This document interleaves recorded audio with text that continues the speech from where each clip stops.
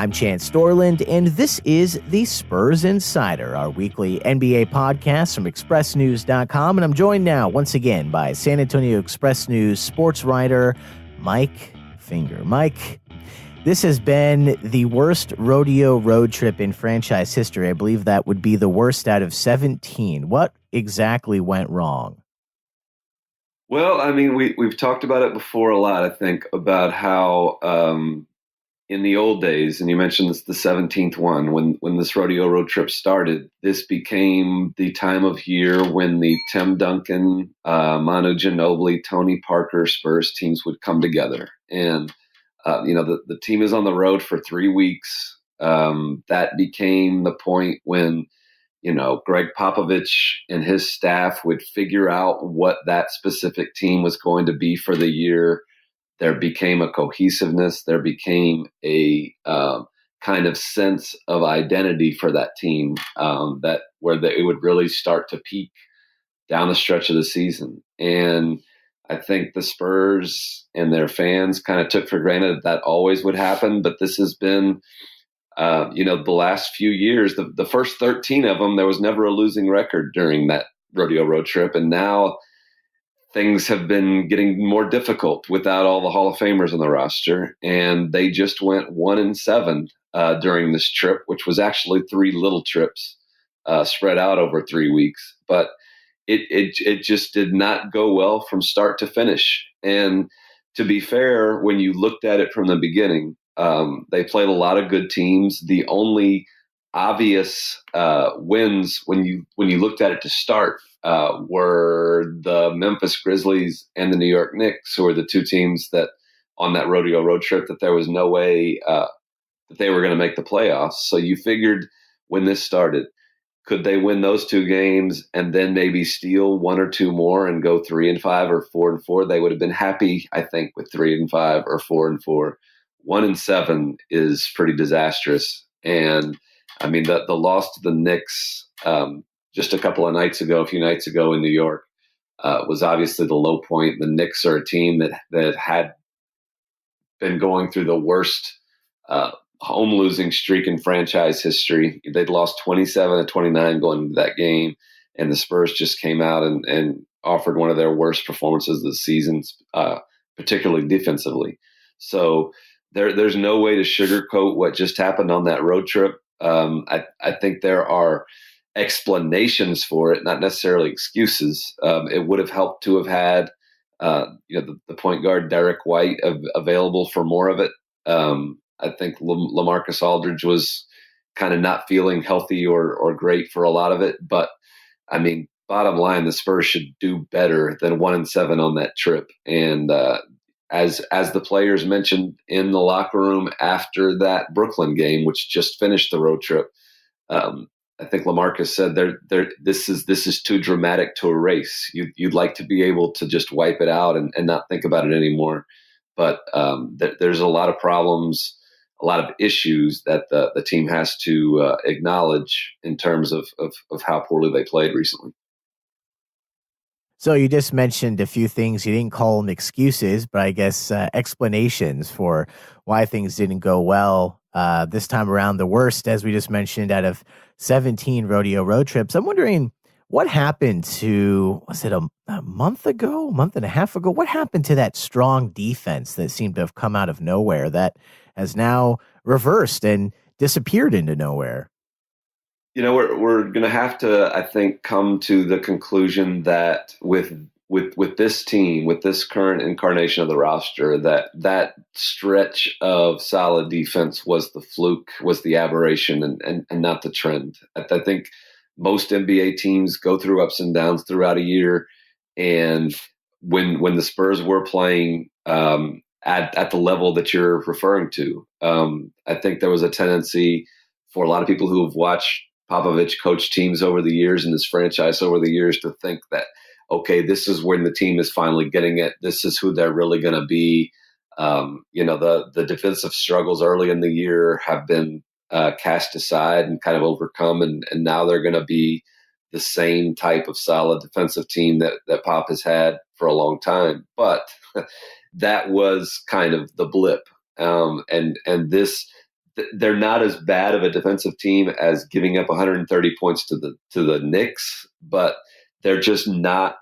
They don't have the personnel to play the type of defense that they played for so many years with Tim Duncan and Manu and Tony and Bruce Bowen and Kawhi Leonard and all those guys.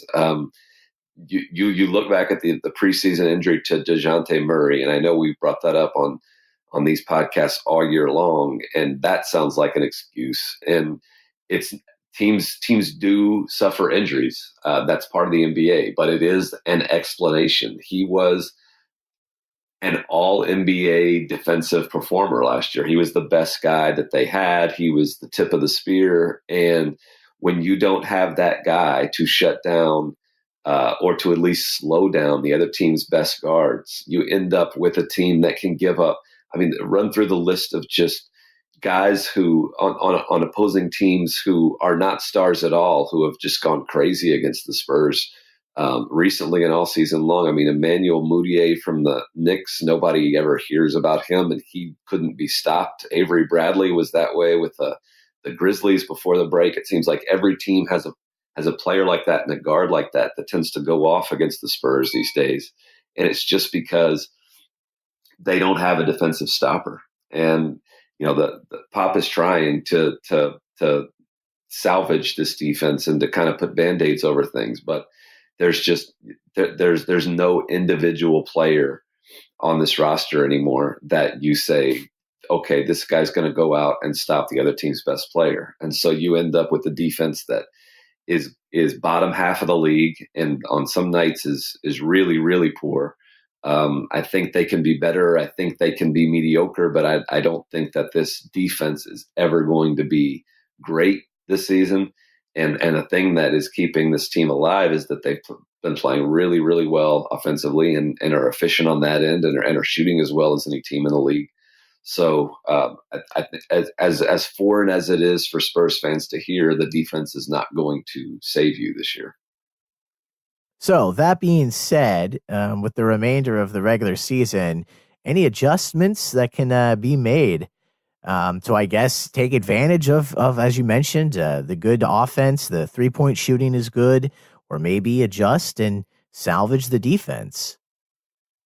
Well, I mean, over the past couple of games in New York against the Knicks and the Nets, Popovich played as much zone defense as we've ever seen him play, and zone is seen by a lot of people in basketball, especially a lot of pro players, as a crutch, as kind of a coward's way out, because they feel like you should be able to stop teams one-on-one.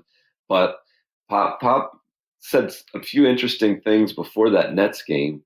Because the night before he played a lot of zone, he threw the backups out to the court and said, go play this zone defense, and it kind of slowed down the Knicks for a second. And Pop pointed out that NBA players are so unaccustomed to seeing it that when an NBA team defense throws out a zone, the offense kind of stops, and that it can be effective in stretches, and that no great NBA team will ever resort to playing zone defense the majority of the time. But in little stretches, I think Pop has realized he kind of has to take advantage of that or to employ it just to give his team a chance.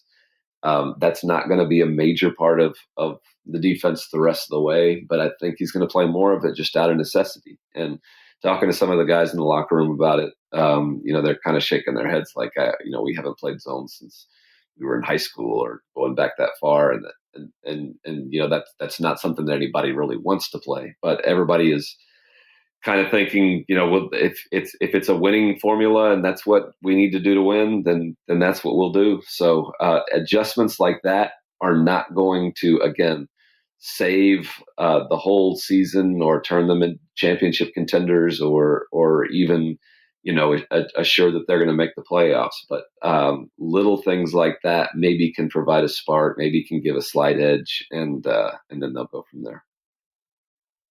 So we'll talk about the playoffs here in a moment, but before that happens, we have the rest of the schedule.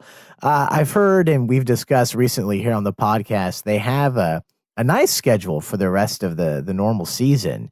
Tell me about that. It gets a little bit easier, right?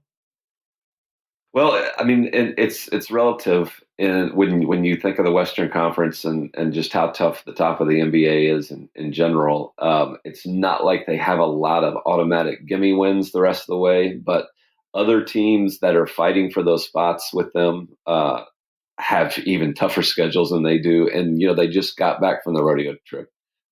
They just got back. They just got finished with the schedule where they faced a lot of good teams in a short span. So that should even out a little bit. And you look at how they come back the rest of the way. Most of the games are at home. I think there's just 8 road games left. And of those 8 road games, you look, there's an Atlanta, there's Cleveland, there's Dallas, there's some teams on there that aren't going to make the playoffs, and the Spurs should beat on the road. So even though I think Washington is in there, so even though they're going on the road, and even though they've been a really bad road team lately, even those few road games that they have left should be, at least half of them should be winnable. So I think when you talk about an easy schedule the rest of the way, the fact that they're home more than they're on the road the rest of the way is good. The fact that the few road games they have aren't against superpowers at least gives them a chance. And again, you're just trying to make things manageable. And when you look at what they have to do the rest of the way, they need to probably win more than they lose to make the playoffs again. And I think the schedule should give them a chance to do that. Let's take a quick detour here down Fun Lane before we go for final thoughts here, Mike. That Toronto game was fun, a lot closer than I think anyone realistically imagined. But what a shame for it to end the way that it did.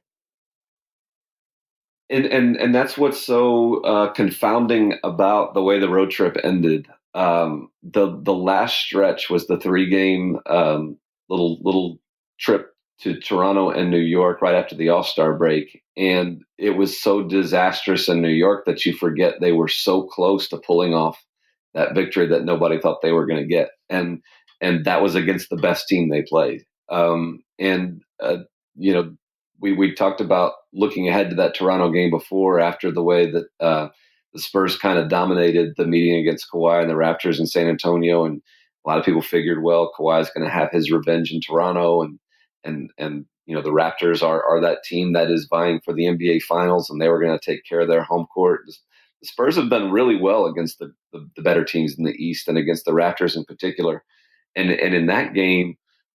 You had the emotional night for DeMar DeRozan returning to the city that he loved so much and played for so long, and the way they embraced him throughout most of the first half when things got tight in the second. That kind of wore away. But like you said, that game turned out to be very winnable, and in fact, it looked like the Spurs were going to win it in the last 24 seconds. I think they get the ball after a missed free throw, ahead by 1, and really all I have to do is dribble it out, and you have that moment that we've been kind of looking for ever since this trade happened, of DeMar DeRozan and Kawhi Leonard kind of one-on-one, and DeMar made a mistake. I don't know if there's any other way to look at it. He tried to dribble past midcourt. It did not kind of give Kawhi Leonard credit for being able to take the ball from him, and DeMar said he was looking at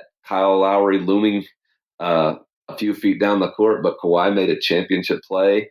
DeMar made a mistake, and Kawhi poked the ball away and got a fast break dunk to win the game. And those are the types of plays that the Spurs had grown accustomed to getting from Kawhi Leonard over the years, and that's exactly the type of play that made them so hesitant to trade him, and why that whole mess was such a kind of frustrating thing for everybody involved, because they knew that Kawhi was that kind of player, and as much as everybody loves DeMar, and everybody does love DeMar, he is not that championship elite, all NBA cream of the crop player that Kawhi is. Few people are, and Kawhi kind of asserted himself. Kawhi had an awful night for most of the night, but he made the play when it counted, and that's the type of play that can come back to haunt the Spurs when they're thinking about making the playoffs. I mean, there's plays like that. There's nights against the Knicks. There's nights against the Bulls. Those types of things, I think they can look back on months from now and think, wow, what just happened, and those are the types of things that can keep you out of a playoff race. Time for final thoughts here, Mike. Looking forward several months down the road, what are fans going to be remembering? Are they going to be remembering a playoff berth for the 22nd year in a row? What are your thoughts on that? Well, I mean, I think that is what it all boils down to over these next couple of months, I guess 6 weeks or so. The Spurs are in a race right now with the LA Clippers and the Sacramento Kings, and the Lakers are kind of fading, but those are the teams that are going for these last couple of spots. And I think the Spurs probably have an edge if they return to what they were before this road trip, because they have a more favorable schedule than the Kings and the Clippers. But it's not going to be as automatic as we thought a few weeks ago. They have their work cut out for them. They're going to have to win some home games against some good teams, and they're going to have to be a little better than they've been on the road lately.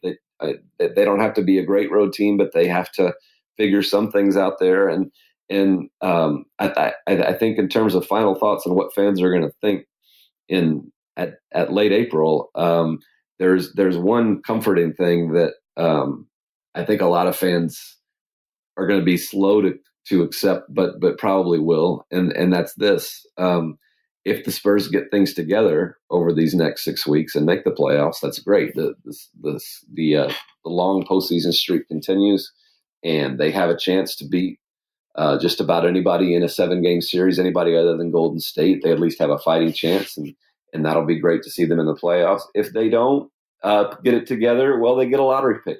And, that's something that every NBA team goes through. And maybe that's what if this team needs. If this team was not good enough to make the playoffs, well, then, get your lottery pick and go through that process of trying to rebuild that way. I think neither outcome is the end of the world. And so, it will be weird if they miss the playoffs. And that's certainly something that's still the goal, is to make the playoffs. The Spurs themselves aren't thinking, oh, if we don't make the playoffs, no big deal.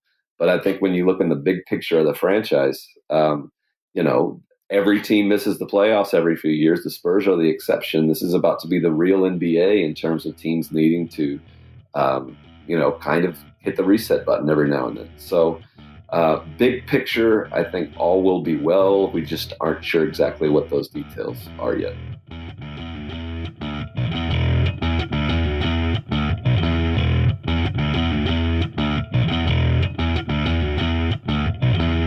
And thank you to San Antonio Express News sports writer Mike Finger for joining me for today's episode of the Spurs Insider, our weekly NBA podcast from expressnews.com. For the San Antonio Express News, I'm Chance Dorlin.